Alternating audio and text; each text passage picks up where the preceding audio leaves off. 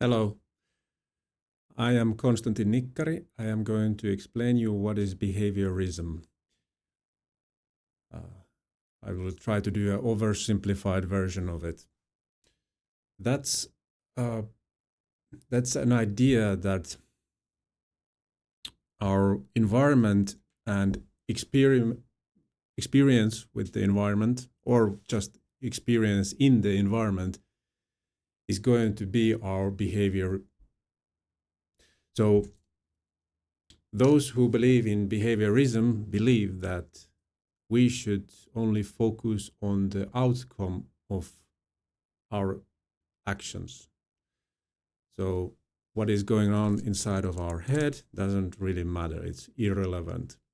And that's actually why behaviorism is not very not very popular these days, because we have emotions, cognitions, thoughts, desires, a lot of things going on in our head while we do our actions. And that's very important to take that also in consideration. We are not only the product of our actions, but there's also something, a force that kind of drives those actions. So behaviorism is about punishment and reward in general. It's about conditioning something to somebody, to something, and then either rewarding or punishing, and then that will change the action of the person. Like, for example, I'm going to give you two short examples. A famous behaviorist psychologist was John Watson, and he created Little Albert experiment, controversial experience, which was, I guess, at that time ethical. Today it's not. He argued that he can condition a fear to a 9-month-old child, a fear of animals, because this child was not fearful to rat, dog,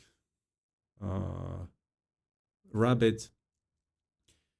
And first he let the child play with those animals.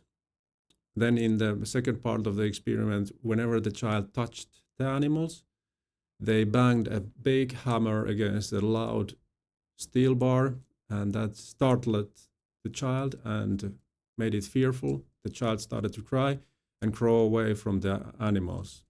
And so the child learned that every time they touched the animal, it touches the animal, something bad happens. And when the third stage of the experiment started, they simply brought a small rat to the child. In the beginning, the child was not fearful of that rat, but now, because the child learned that a big, loud, scary bang happens when I touch the rat, the child started to cry and crawl away. This experience was criticized, and also the Watson, I believe himself, wrote that the condition wasn't very long-lasting. Another interesting is a Skinner box made by Burrhus Skinner, where he conditioned and thought through rewards the rat to press a button. So he put a rat into a box, and rats normally do not press buttons. So he put the rat into the box, and he wanted to teach the rat to press a button.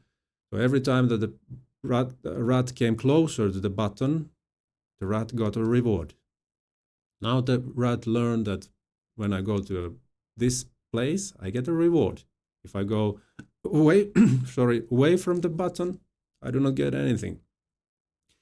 Then at some point, rat suddenly touches the button and gets a reward.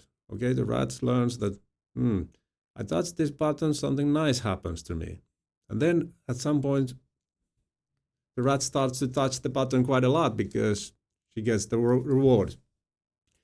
Then accidentally the rat presses the button, and then this big reward happens. And so you condition the rats through, in the environment, through the experience that the rat has, to the behavior, to their desired behavior. That is behaviorism.